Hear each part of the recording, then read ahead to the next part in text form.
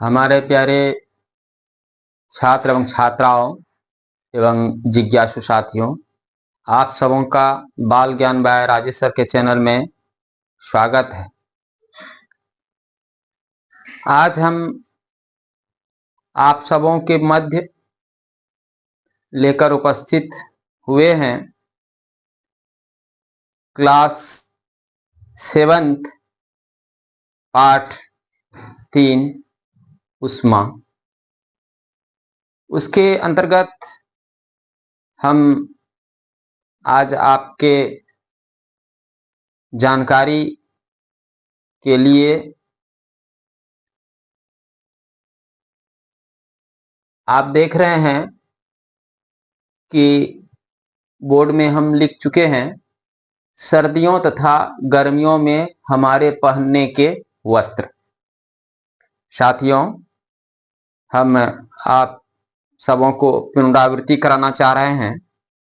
इससे पहले हम पढ़ चुके हैं कि उष्मा का जो स्थानांतरण होता है वह किन किन विधि के माध्यम से होता है, किस प्रकार से होता है, किसमें होता है, किसमें नहीं होता है, सुचालक क्या होता है, कुचालक क्या होता है। अगर यदि आप जानना चाहते हैं तो पिछली वीडियो को देख लें। आज हम उसी पाठ का अंतिम पड़ाव पर उपस्थित हैं। आज हम जानना यह चाह रहे हैं कि आखिर हम गर्मियों और सर्दियों में भिन्न भिन्न अलग अलग प्रकार के वस्त्रों को क्यों पहनना आवश्यक समझते हैं। आखिर इसके पीछे क्या कारण है। उन सारे कौतूहल को आज हम शांत करना चाहते हैं, जानकारी इकट्ठा कर लाए हुए हैं आप सबों के मध्य उनको देना चाह रहे हैं। आप जानते हैं कि हम गर्मियों में सूती और हल्के रंगों के वस्त्र पहनना पसंद करते हैं और जाड़े में ऊनी तथा गहरे रंग के वस्त्रों को क्यों पहनना पसंद करते हैं। आइए इसका पता लगाएं। हमारे जिज्ञासु साथियों, यह एक कौतूहल का प्रश्न है कि खास मौसम में खास रंगों का खास प्रकार का वस्त्र क्यों पहनना आवश्यक है। इसी कौतूहल का समाधान करने के लिए हम एक क्रियाकलाप के माध्यम से भली भांति समझ पाएंगे कि सर्दियों में ऊनी और रंगीन वस्त्रों को अधिक पहनना पसंद करते हैं और गर्मी के मौसम में सफेद और हल्का रंगों का कपड़ा क्यों पहनना पसंद करते हैं। आप देखिए, दो तरह का बर्तन है या डब्बा है। एक में ऊपर जो है वह सफेद रंगों से रंगाया हुआ है, अर्थात यह जो बर्तन है या डब्बा है इसका बाहरी परत जो है सफेद रंग से रंगा हुआ है और दूसरा जो बर्तन है या डब्बे हैं इनका कलर जो है ऊपर से काला रंगों का रंगाया हुआ है और ये बर्तन को जो रखा गया है वह लकड़ी के ऊपर रखा गया है।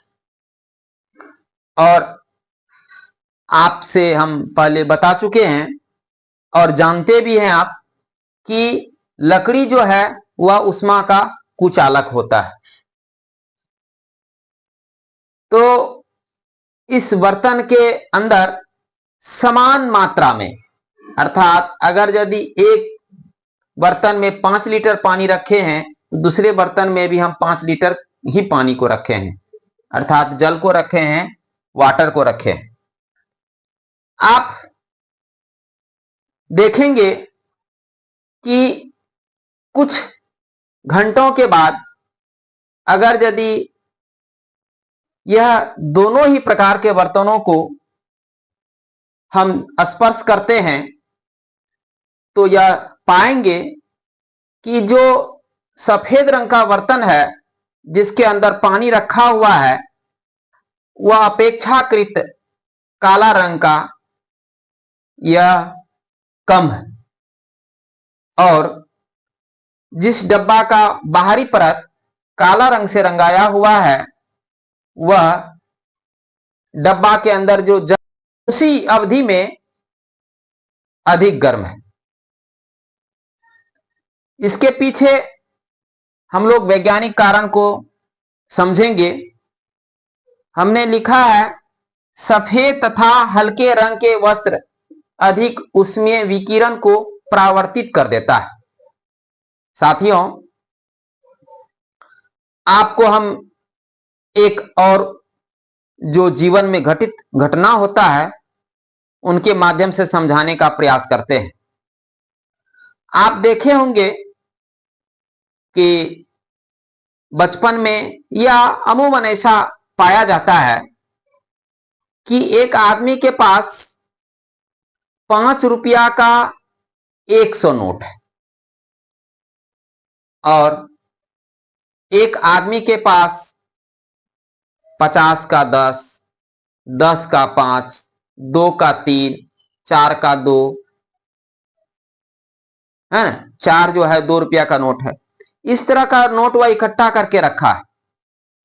अगर यदि आपसे कहा जाए कि आपको अगर यदि उनसे कुछ रुपया को लेना है तो आप कौन सा नोट लेना पसंद करेंगे?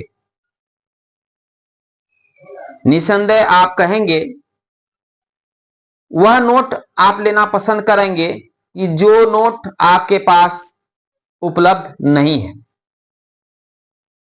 ऐसा इसलिए कि जो चीज हमारे पास होता है वह चीज हम लेना नहीं चाहते, बल्कि दूसरा चीज जो हमारे पास उपलब्ध नहीं है। ठीक उसी प्रकार से आप जो देख पा रहे हैं इस बर्तन के ऊपर सफेद रंग से रंगाया हुआ है। आप जानते हैं और जानिए कि सफेद रंग वास्तव में वह 7 रंगों का मिश्रण है, अर्थात उनके पास सभी प्रकार के नोटों का गड्डी रखा हुआ है। और आइए दूसरा बर्तन को देखते हैं।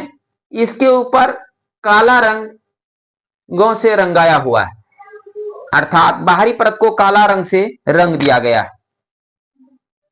आप जानते हैं कि काला रंग के पास और अन्य कोई रंग उपस्थित नहीं है, जिसके कारण सफेद रंग जो है, चूंकि वह 7 रंगों का मिश्रण है, हमारी जो धरती पर सूरज की किरणें आती है वास्तव में वह 7 रंगों का सम्मिलित रूप है।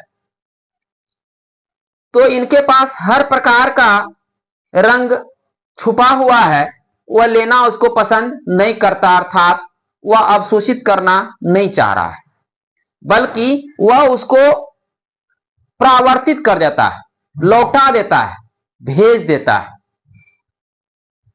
और आइए हम काला रंग को समझे कि इसके पीछे क्या तर्क होता है।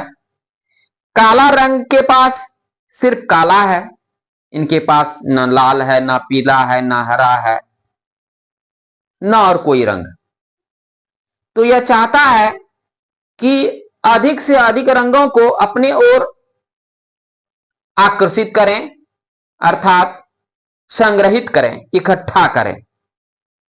उसी चक्कर में यह जो है सूर्य के अत्यधिक विकिरणों को अवशोषित कर लेता है, जिसके परिणाम स्वरूप काला रंग का जो बाहरी परत है वह गर्म हो जाता है और धीरे धीरे जो है जल भी गर्म हो जाता है अपेक्षाकृत सफेद बर्तन के। अब आप यह समझ लिए होंगे कि आखिर सफेद रंग का जो बर्तन है और काला रंग का जो बर्तन है, दोनों में अत्यधिक गर्म जल कौन सा होगा? निसंदेह आपका जवाब होगा कि सफेद रंगों का जो बर्तन है उसके अंदर जो जल संग्रहित किया हुआ है वह कम गर्म होगा काला बर्तन के अपेक्षा।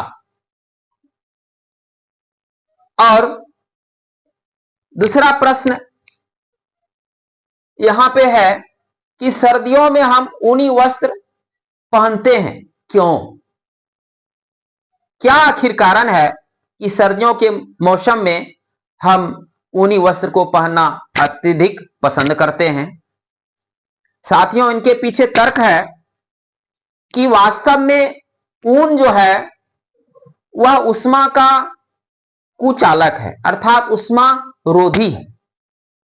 हमारे शरीर के अंदर जो उष्मा है उस उष्मा को बाहर होने नहीं देता है, अर्थात हमारे शरीर के अंदर जो गर्मी है वह बना रहता है, जिसके कारण हमें सर्दियों के मौसम में यह आरामदायक महसूस होता है अपेक्षाकृत अन्य वस्त्रों के।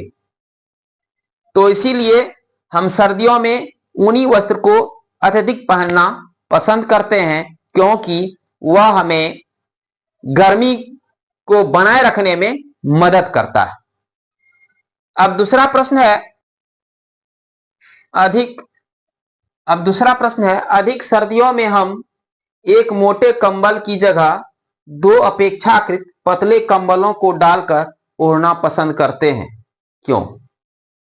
साथियों, आप देखते होंगे कि सर्दी के समय में एक मोटा कंबल के अपेक्षाकृत दो पतले कंबल या और कोई वस्त्र और कोई चादर को ओढ़ना अधिक पसंद करते हैं, अधिक लाभदायक होता है, क्यों?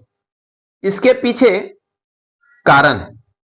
वैज्ञानिक कारण यह है कि आप से हम पहले बता चुके हैं पिछले क्लास में कि वायु और जल उष्मा का रोधी होता है, अर्थात वह उष्मा का कुचालक होता है।